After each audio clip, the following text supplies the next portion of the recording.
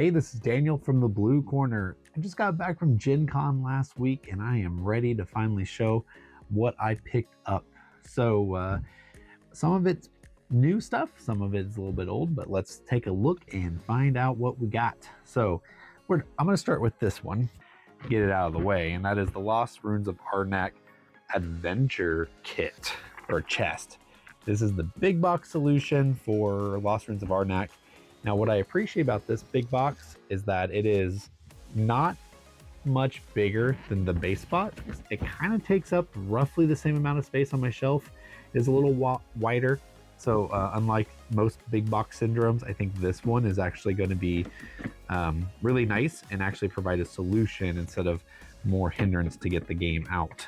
So here we go. We got inside the box. It came with an extra map, but what's really nice about it, of course, is the insert. So there is plenty of room for everything that has come before, but also there's the map for the new one. Let's see if we can unroll it and see if it comes out well on camera. Ooh. The thing about Lost Ruins of Arnack is that art is just beautiful. There we go. Hope you guys can see that well. And then there's a map on the back as well. So I like games that have more variations in the maps, so that's nice. We dig further, we have more of these trays that hold the cards. Also, looks like some of this can be held while playing the game, which is also nice.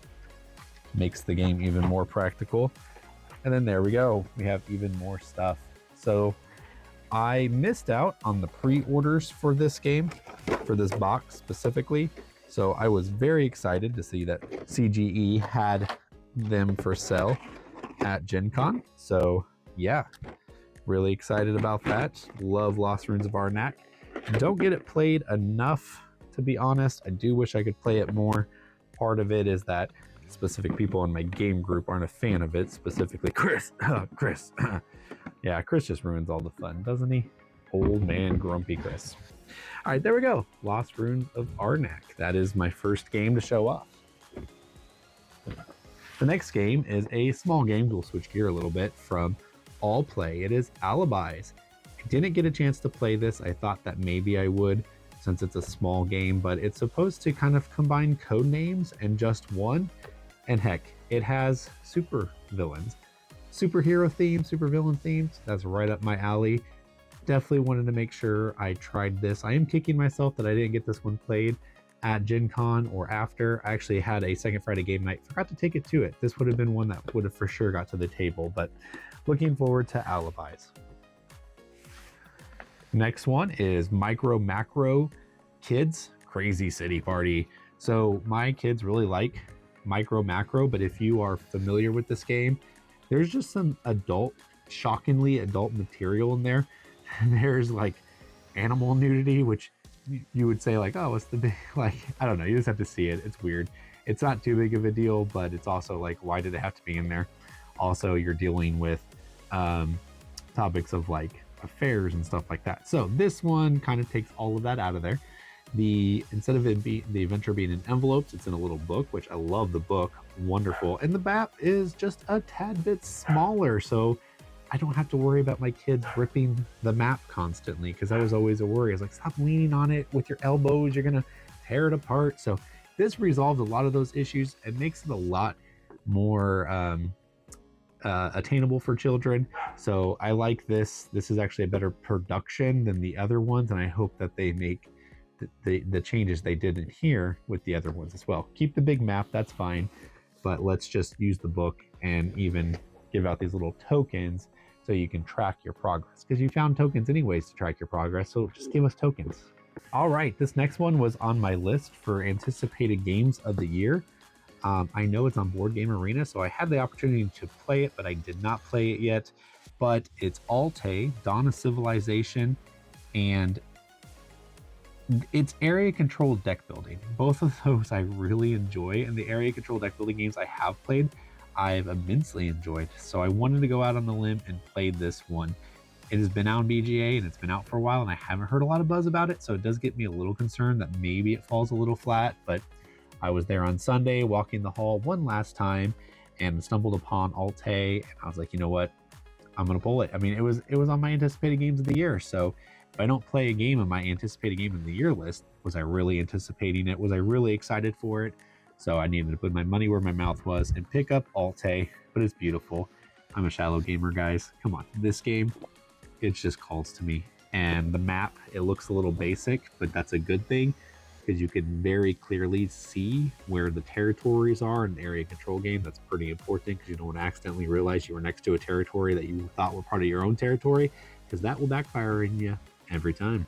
All right, my next one, I will take another slight divergence, and that is these metal trains, the Iron Rail games from Capstones.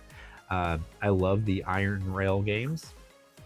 I've played all 4 of them, have all 4 of them, and enjoy all 4 of them. So when I saw these, I was like, you know, I really need to give these a try because they're just beautiful. They're weighty, they're shiny, they're nicely painted. Maybe the metal, maybe it's not even painted. If they are painted, I could see it starting to chip because there's nothing there from keeping them from bouncing around. But that's really pretty, and I'm really excited to play iron rails with actual iron horses, is what they are called. But it comes in a nice little velvet box here. Velvet? Sure, I'll call it velvet. And then they each have their own individual boxes. I think that's so that you can like dump them out in there. Oh, there's velvet on the bottom too. That's fun. I'm probably supposed to take them out of the bags and put them in the box, but you know, each their own. We'll see. Maybe they'll come out of the bag. I don't know yet. I think they might actually. It seals pretty tight. I think it keeps them in there from falling. Hey, you know what? Let's experiment. Put them in the boxes. Set them free. You know, trains deserve to be set free. You shouldn't have trains in captivity. They deserve to be in their boxes where they belong. You can't keep a good thing like this packaged. Man, they're so shiny. What can I say? They're beautifully shiny. Let's see. Let's test. Here's the test. All right. Whoa. They stay in their boxes? Perfectly in their boxes. Pretty good product. Love it. So because I got this, I got an older game from Capstone, and that is Juicy Fruits. They were giving these away with every purchase. So this game, while I enjoyed it, wasn't quite up my alley and my weight of game. So this will be making an appearance on our game wheel at FBC GameCon in 2026. So there you go. Thank you, Capstone, for just giving this away, because now I get to give this away to somebody at FBC Gamers. And speaking of games given away, you'll also be seeing Tanuki and Tacta. Both of these were being given away as well. We got several more of these, so these are just a few of the games that will appear on our wheel at FBC GameCon. All right, that was it for the free stuff, so let's get back to the high dollar thing. So the one I spent the most money on is this game, once again, on my most anticipated games of the year, and that is Roth from Chip Theory Games. I've never played a Chip Theory game before, but they make productions and the type of games that just appeal to me, but they're fairly expensive. Roth, though, was a lot more affordable. The base game was only $70. The expansions cost a little extra, but this is a beautiful game that was completely it was very approachable by Chip Theory, so I was excited to get it. I got the Dizzed app, and it's an app that shows you how to play the game, and it worked really well. I'm actually really excited about Dizzed. So if you have a chance to check that app out, I highly recommend it. And if you got this game, it's worth looking and getting at least a free trial to learn how to play this and see how this works. So as you would expect from Chip Theory, the pieces are nice and bright and good production. You have the dice in the little dice trays. These dice trays are very similar from Dice Masters, which I'm a big fan of. And of course, we have neoprene mats for the player board and also for the board itself. This is a beautiful game, very vibrant. And reading the rules, this is a easy to understand, as I believe something like Small World is easy to understand. Plays differently than Small Worlds, not the same game at all, but they simplified battle in a way that is digestible and I think it's going to play really quick. So I'm super excited about Roth. I was hoping to get it played at Second Friday, which did not happen, but it's okay. That happens fairly often where I don't get the game I want played. But this one is going to be exciting and looking forward to it. So that is Roth. All right, my next game is one that came out last year, but I was excited to see it. Got to play a demo of it, and it was fun enough that I wanted to pick it up. And that is Neon Rain. I am a child of the 90s, and I love me neon. If I see neon anything, I'm immediately like, yeah, I'm gonna check that out. But this one is as if you're playing a arcade fighter. The cards are also made of that same material that Radlands was made out of. So you can bend these cards completely and totally, and they won't bend. I mean, they'll crease eventually, but you can see that. That's not going to do any damage to it. You could play with these in the bathtub, I believe, and nothing would happen. So yeah, it just simulates a fighter. You're actually kind of pulling up on the joysticks, mashing the buttons, breaking the combos, and it worked out pretty well. I enjoyed the game. I actually got this one demoed and bought it from the designer himself, so that was a cool experience. As usual at Gen Con, one of the reasons you buy things from there is you get the upgrades without even knowing it. So I got some gold coins. I honestly don't even entirely know what the coins are for, but they're in there and they're mine now. So that was Neon Rain. All right, next we're going to go to one of my favorite game systems. Talking to John about this, and you'll have to wait to know for sure until we do our next top 50 games of all time, but I really think Unmatched is going to vie for first place. I love Unmatched so much, and when I get to play in tournaments at Gen Con, it just reminds me how much I enjoy the game. So while I could have gotten this at my local game store, if I got this at Gen Con, it came out with some promos, so I made sure I purchased it there. But this is Battle of Legends Volume 3. Excited for all the characters. Blackbeard, Chupacabra, really want to play Chupacabra to be honest, Pandora, and Loki. At the initial release of these, I was not too excited about the announcements, but upon playing it, Pandora is a press your luck. It has an interesting press your luck mechanic where you become more powerful, but if you keep pressing, you will take damage. And Loki had a really cool mechanic of putting his cards into your opponent's hand, and his cards become more powerful the more cards they have in their hand. And when you play a Loki card, you will damage yourself. So it's a really interesting twist on this, very unique. The other two, I'm not sure how they play, but I'm excited to find out, and I'm sure I will soon. So that is Unmatched Battle of Legends Volume 3. Also the last of the Battle of Legends sets. After this, they're going to just be very more independent, not series based. So like their next one is Stars and Stripes, which has George Washington, Rosie the Riveter, John Henry, which I'm the most excited about, and Wyatt Earp. So super excited for that one.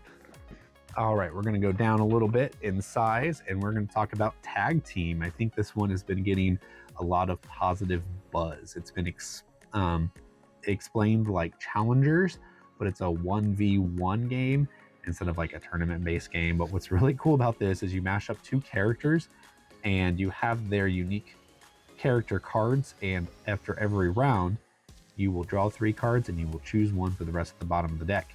Then you get to choose where you put that card at in your own deck. So you can immediately counter what your opponent has.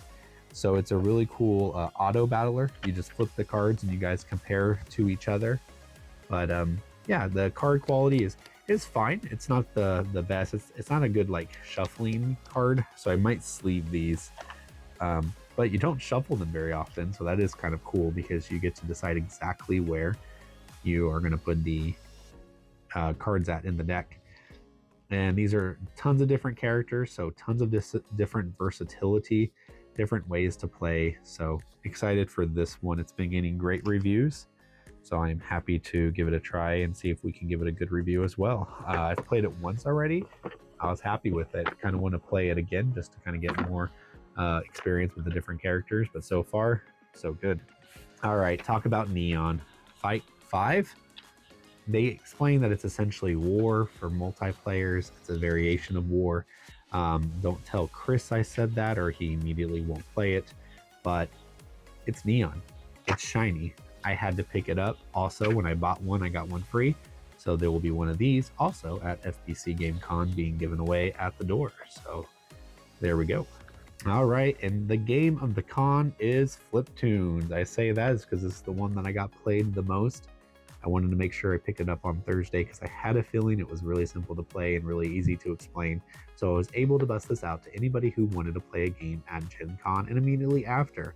So Fliptunes is once again an auto battler, but what's really unique about this is you are creating a deck, and you want to keep that deck to about 6 cards as much as possible. You could go beyond that, but it's to your detriment unless you have cards that let you keep drawing more than 6. And your goal is to get 30 points in one single flip of 6 cards. You're doing that by buying new cards and dismissing old cards. This game is just, it's precise, it's fun, the art is really cool. It's that Cuphead art, as you can see. It's just simple to explain, quick to play, and you can play this with young people, you can play this with adults, and I think everyone still enjoys it. So yeah, Fliptunes was definitely the highlight of my con, and I am very glad, very excited that I picked this one up. All right, next one I want to talk about is an expansion that I think has been out for at least a year, but it is from Planet Unknown, and there's a lot of fun things about this expansion, but I'm going to be completely honest. The only reason I bought it, well, it's not even in here because I already put it in the main box, and that is it comes with the lid to the Lazy Susan. I talked to one of the publishers at Adam's Apple Games, and I asked him if they sold a lid, and he goes, "We do, and it's in this expansion." And he started explaining all the things about the expansion, how it extends the game, how there's new components, how there's new ways to play. And then I go, "You had me at lid. I just want the lid." So I'm happy to get the expansion. I really enjoy Planet Unknown, and I'm really happy to have a lid to the Lazy Susan now. So there you go, worth the price alone. Next one I want to show off is Micro Macro Jigsaw Funfare. That's right, it's a puzzle from Micro Macro. The reason I got this is I got it for my boss. She loves puzzles, and I thought this one not only would be unique because of the Micro Macro gameplay of it and the hiddenness of it, but I think this is going to be really hard, even though it's only 500 pieces. It's very, as you can see, single colored, and I think it's going to be a challenge. And if you're into puzzles, I think you like more and more challenges. So this is one that you can be happy to put together, and then maybe she'll play it with her kids. So I'm happy to give that one away and was excited to pick it up. All right, speaking of, actually I wasn't speaking of free games, but I got 2 free games, one from Adam's Apple Games and one from Capstone Games. I got this one at a media event, which was very nice of them, but it is Up or Down. It was one of their Gen Con releases, designed by Wolfgang Kramer and Michael Kiesling. And it's a simple little card game where you are putting a card in between 2 other cards, but they have to be in ascending order, and you get to take the card on the left or the right. Then you have to place it in your elevator that is ascending up or descending down. That's pretty much the entire game, and it's a pretty thinky game because you can put down cards in the hopes to set yourself up for future picking up of that game. The way that it scores is unique. It's if you have a row of like 6 cards, but 3 of them are orange, and that's the most you have, you would do 3 times 6. So that's how each of your elevators score. And then if you ever get a card that you cannot play, you have to discard one elevator. You get 1 point for every card discarded this way. So it's not always optimal to do that, but late game, it could be fine to do it. So yeah, Up or Down was pretty unique. And then this one was given to me by Adam's Apple Game. It is Agree to Disagree. I don't know much about it other than they said it was very similar to Wavelength, and I really enjoy Wavelength. Love playing that with my extended family as well. So we're going to give that one a try. Looks pretty exciting. Agree to Disagree. Both of those were free games that I got at Gen Con. All right, the next one I'm going to talk about is a little different from board games, but last year I discovered Rumble Slam. It is like Blood Bowl meets the WWE. That's right. It is wrestling with fantasy characters. You can buy a bunch of boosters and blisters that look like people like Hulk Hogan or Sting or Triple H or anything like that. So very interested in playing this. I love me some wrestling, so want to give that a try. But I bought this one last year, so why am I showing this? Because what I did buy this year was I already put it together. It did not come put together, but I bought a wrestling ring. That's right. This I'm super excited for. Now I can play the game for real, because you can't play a wrestling game there's not a mat. You gotta play a wrestling game in the squared circle. That's right. Really excited to do this. I had to watch a tutorial video on how to put it together. Also, there's instructions on how to paint it. So I think I'm gonna paint it, but for particle board, I'm not sure if you have to use special paint or if you use hobby paint. So I'm probably gonna wait on doing that. Talk to some people who do paint and figure out what the best way for that to how to paint this. But really excited. I haven't got to play the game yet, even when I bought it last year. But I think with this, I might be even more likely to play the game. So I'm going to keep it right there because it's cool to look at. The next game is one that I have had the most fun playing, and that is Party Panda Pirates. Now, this game looks a little childish, and maybe it is a little childish, but it promised to be like Mario Party, the board game. And this is also from Detestable Games, and they made Dodos Riding Dinosaurs, which is supposed to be like Mario Kart, and from all accounts, it is. So I was excited to play this game and see if it lived up to the hype, and gotta say, it does. It really does. It feels like Mario Party in a board game. It's has these mini games here, which let me pull it out. All right, it has 25 different mini games. They're titled different things. On the back, it shows you a quick example of how to play it, but it also has this QR code. It'll bring you to a YouTube video that actually shows you how to play the game. When I played this with adults, it wasn't necessarily that beneficial because this little book of games explained it maybe more precisely and quicker. But when I played it with my kids, they loved the QR code. It was kind of like playing a video game. So that was really cool.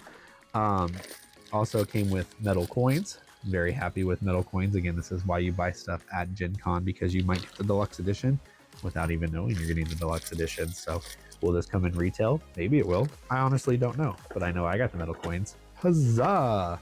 So there we go. This game is called Party Panda Pirates. I highly recommend it, especially if you have younger people in your life. My kids were 12 and 10, and this was just perfect for them. Also, my 10-year-old, who isn't actively very good at like the manipulation of games, still actually came close to winning the game, because like Mario Party, it's all about getting the treasure chests, and it doesn't really matter if you win or lose the mini games. So, Party Panda Pirates, really good. And then the last game I'm going to talk about is, actually I have two more games I'm going to talk about. Citizens of the Spark. So this is designed by Philip Dubarry, and first of all, I saw the cover, saw the art, and again, I'm very shallow. I was very taken in by the art, so I really wanted to get the game just because of the art. But it seems like really cool gameplay. And the reason I mentioned the designer of this, Philip Dubarry, is because he is the designer of one of my favorite games, which is Revolution from Peter Jackson Games. So I don't know if he's done much more between these two games, but I was excited to see what else he had thought of. And so far, my one play of this, while it was kind of a wonky play, it was still gave me signs that there were some really cool things to do in this game. Essentially, on your turn, you're taking a row of cards and then you're placing them in your tableau. Then you choose to do one action, and that action will be powered by other cards you have of the same type. So if I have 3 monkey cards, then I will get a power 3 monkey action. But when I'm done with that action, I will lose one of my monkeys. Therefore, next time I take it, it will only be a power 2 monkey. So that was a kind of nice little push and pull. Also, when I decide to take an action, everyone else gets to decide to take the same action if they too have a card of that same faction. So sometimes you might want to take something, but you know the person to your right is going to benefit from it a lot more than you. So maybe you hold back. So really like this game, very clever. There's like 24 different factions in here, and you play with 12 at a time. So a lot of versatility. Citizens of the Spark, I would recommend it. And the last game I want to talk about is Stone Meyer's new game, Vantage. I played this a couple of times now. If you like open world adventure games where the game is very secondary to the actual experience yourself, this is the type of game you want. If you are a person who just enjoys mechanics and you just want the best mechanics ever in a game, and that's your number one and only priority, this is probably a hard pass for you. But if you are someone who likes some storytelling and some other elements in a game with a pretty solid game mechanic to it, then Vantage is a must try. I think it's one of the best games in this genre of adventure games. So it's just a box of cards. All you are doing is taking a card and it has your location. That location will have 6 different skills that you get to decide which one of these you're going to take. Once you do it, something will happen to you. You always succeed. You will just roll the dice to determine how hard it was for you to succeed based on losing health and losing morale or time. Then you will have to move on from that location unless it tells you to continue. Because this is location based, one card always knows the next 4 locations you could end up at, which means the story progresses in a way that makes sense. As a team, you are trying to accomplish a specific task, and that specific task can be kind of difficult to figure out at first.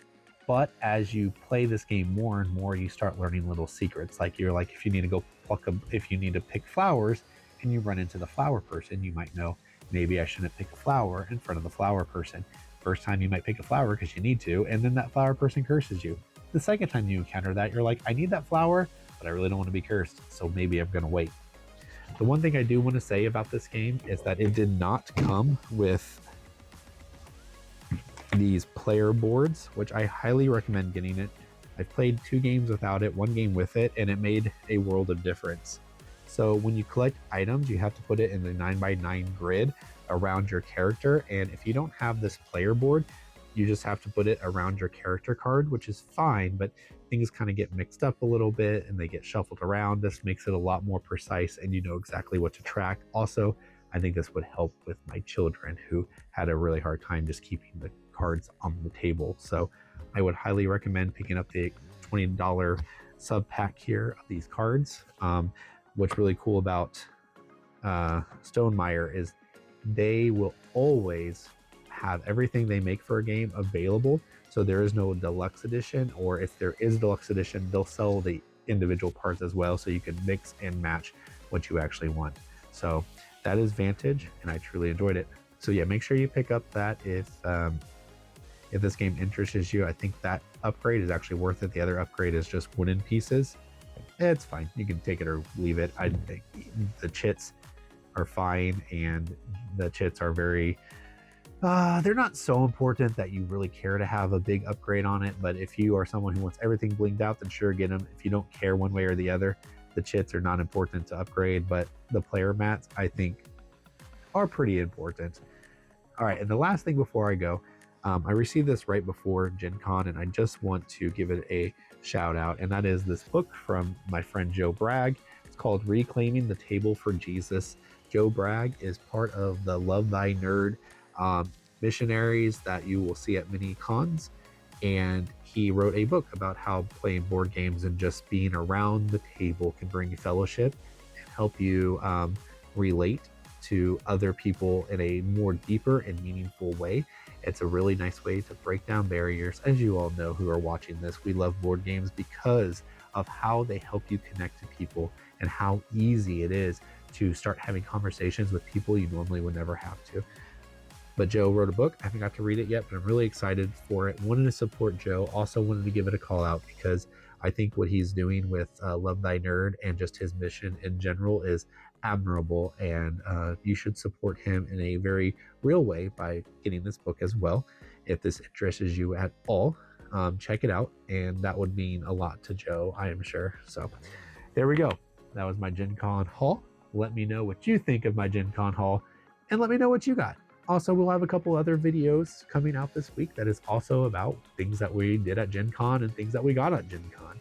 The next one is going to be our top 10 games that we bought at Gen Con. While I just showed you mine, you know our top 10s are always full of intrigue and debates, so we're going to have to argue about why our game deserves to be on the collective top 10. How many of these games that you just saw you think will make it on? I kind of think I'm going to get 2 on. That's usually what I get. Any more than that, yeah, I have a unique taste of games. What can I say? So, all right, guys. Well, until next time, I'll see you around the board.